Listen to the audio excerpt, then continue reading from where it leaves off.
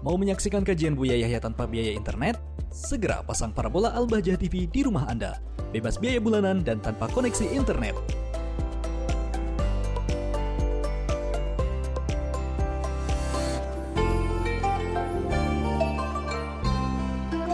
Bismillahirrahmanirrahim. Assalamualaikum warahmatullahi wabarakatuh, Buya. Assalamualaikum warahmatullahi wabarakatuh. Buya izin bertanya, bagaimana cara menanggapi seseorang yang selalu memerintahkan kita, menghimbau kita untuk berbuat ketaatan dan kebaikan? Namun, seringkali kita melihat orang tersebut melakukan hal-hal yang bisa dibilang sangatlah jauh dari perbuatan ketaatan dan kebaikan. Syukran, Buya, atas jawabannya. Assalamualaikum warahmatullahi wabarakatuh. Waalaikumsalam warahmatullahi wabarakatuh. Kita itu ternyata lebih penting untuk belajar menata hati terlebih dahulu sebelum amal kebaikan. Aslinya begitu. Cuman kadang kalau orang harus menata hati dulu baru berbuat baik, nanti bisa saja nggak berbuat baik karena hatinya tidak tertata-tata. Maka biasanya para ulama mengatakan kerjakan baru nanti sambil tata hati. Saya berbuat belum ikhlas, kerjakan dulu baru nata ikhlas, kan begitu. Nah, artinya kalau sudah hati ini benar, akan mudah menerima kebaikan dari manapun dan dari siapapun. Permasalahan hati kotor. Nah, ini kadang kita ini masih termasuk kesombongan, al-kibru batarul haq, sombong itu, menolak kebenaran. Orang yang punya pertanyaan ini kan pertanyaan titipan atau langsung yang bertanya misalnya kalau bertanya. Jadi orang yang selalu ingin yang nasihati orang yang lebih bagus dari dia nggak akan benar selamanya. Selalu pengen begitu, sehingga apa? Dia selalu membeda, walah yang nasihati harus kelas di atasnya dia. Kalau dia punya ekonomi tinggi, yang menghedo harus lebih kaya lagi. Yang menasihati harus lebih pintar dari dia. Ini bahaya sekali. Sementara kalau orang insaf, ketahuilah, biarpun dinasihati oleh anaknya, oleh adiknya, orang yang bawahannya bahkan lebih bodoh dari dia akan terima karena dia tidak melihat orangnya, melihat kebenarannya. Itu tawadhu yang sesungguhnya. Kalau sudah begini orang selamat. Permasalahan kita ini adalah kita ini sombong. Yang menginginkan kita harus lebih hebat dari kita.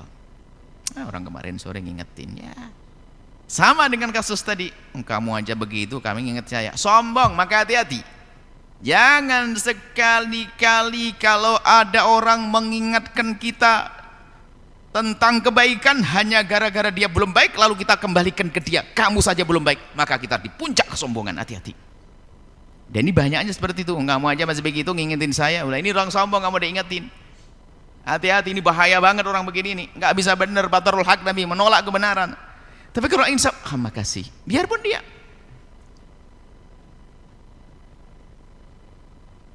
tahu, cuman dia belum mengamalkan. Jadi tahu yang benar, belum mengamalkan karena masalah. Itu orang cerdas. Orang di sini ngomong, Pak jangan lewat situ Pak.